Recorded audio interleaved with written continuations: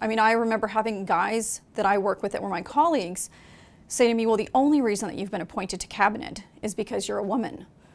And I would say, well, so not that I had a master's degree and I had a lot of experience, spoke 3 languages, but that fed, that justified their own narrative to themselves, which was, that's why I didn't get it. It's only because she's a woman.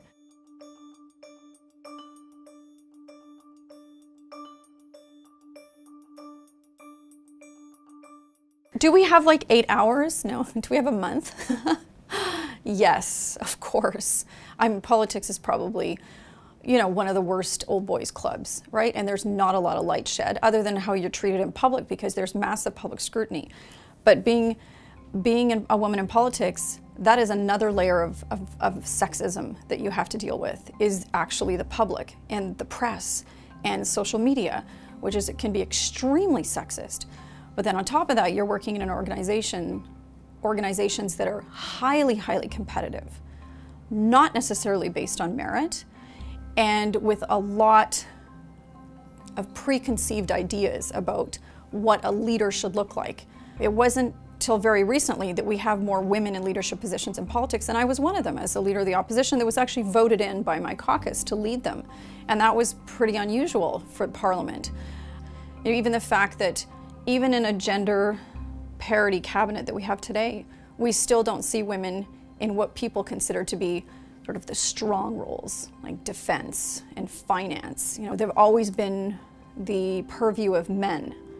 And I think that those kinds of barriers are important to show that women can do any of those jobs, because they can. There's no doubt in my mind. So you have to be really careful when you talk about these kinds of issues, because women want to compete, and they want to know that they're in a position because they've earned it and they've worked hard, because these are very intelligent, accomplished women that are sitting in Parliament and all parties.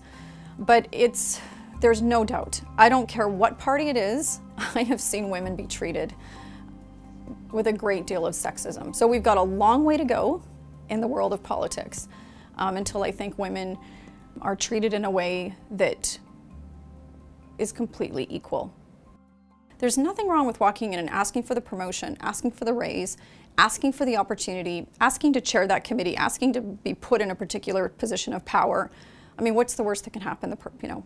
Someone says no. But you have to make your, I think, ambitions and your aspirations very clear. Because if you don't, no one around you will know what they are.